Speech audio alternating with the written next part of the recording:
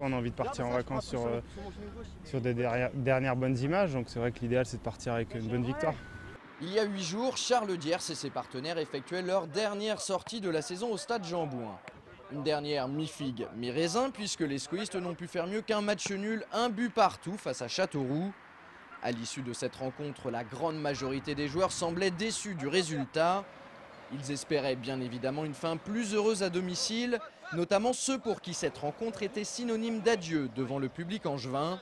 Alors demain soir, pour leur ultime match de la saison, les hommes de Jean-Louis Garcia veulent rectifier le tir en allant s'imposer sur la pelouse de la Lanterne Rouge, Reims. Il n'est même pas question dans nos esprits d'aller là-bas les mains dans les poches. Il faut bien finir pour tout le monde, quoi. Pas partir avec de blessures, vraiment faire ce match sérieusement pour déjà revenir avec 3 points qui nous feraient beaucoup de bien.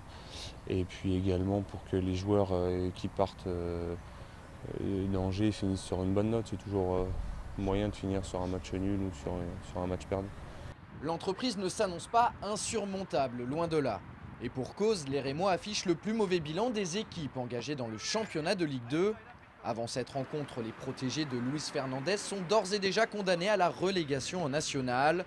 Les Champenois n'ont donc plus rien à jouer en cette fin de saison, contrairement aux Angevins qui veulent absolument conserver leur 7e place. Ouais, ça nous tient à cœur.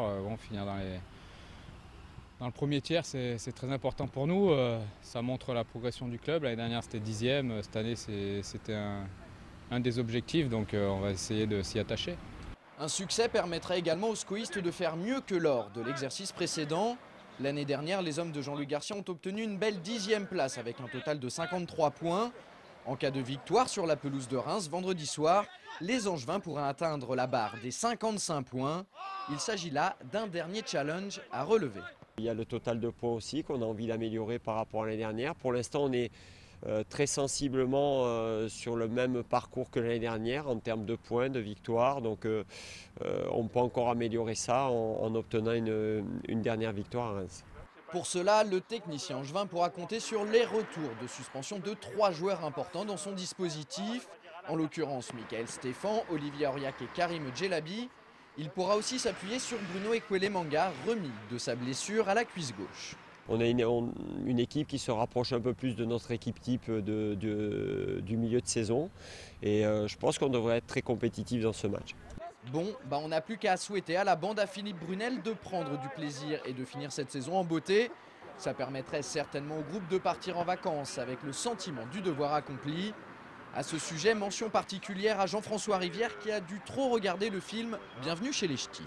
Je pense que je vais essayer de partir dans le nord, parce que je connais bien la région et il y a pas mal de pluie, donc j'aimerais bien ne pas bronzer pendant les vacances. Ouais, Philippe t'a donné des petites adresses. Ouais, Fifi m'a donné des adresses, il y a Boulogne, Calais, il y a Gardincourt. Alors dans le nord, elle dit je Gardincourt. C'est ce que tu passes une semaine dans le Gardin, une semaine dans le cours, mais c'est différent. Donc voilà.